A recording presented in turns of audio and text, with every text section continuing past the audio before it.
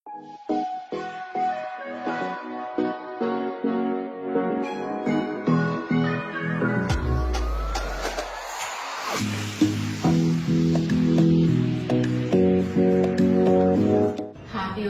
I am Dr. Anusha, consultant at Dr. Vijay's Cosmetology and Hair Transplantation Center.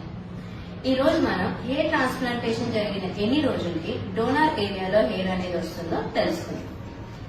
Hair transplantation జరిగిన వెంటనే general గా donor ఏరియాలోని మనకు కొంచెం వాపు నొప్పి అనేది ఉంటుంది.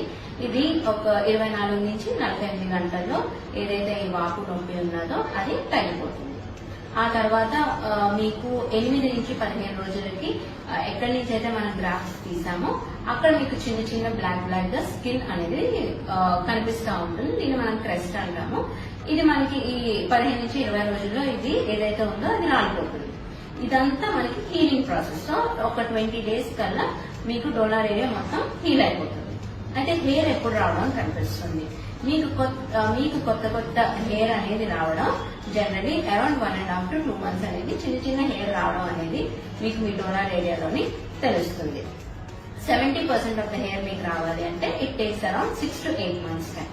కంప్లీట్ గా నార్మల్ హెయిర్ రావాలి అంటే అరౌండ్ 9 to 12 months టైం అనేది పడుతుంది.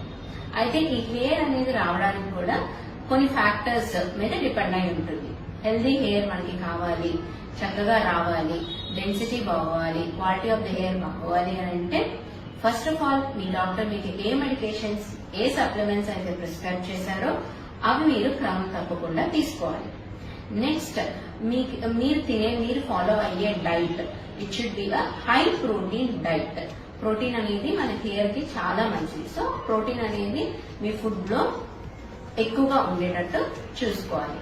నెక్స్ట్ మీ డాక్టర్ మీకు అడ్వైస్ చేసిన పిఆర్పి సెషన్స్ అనేవి మీరు క్రమం తప్పకుండా చేయించుకుంటూ ఉంటే మీకు healthy and good quality hair అనేది వస్తుంది. Thank you.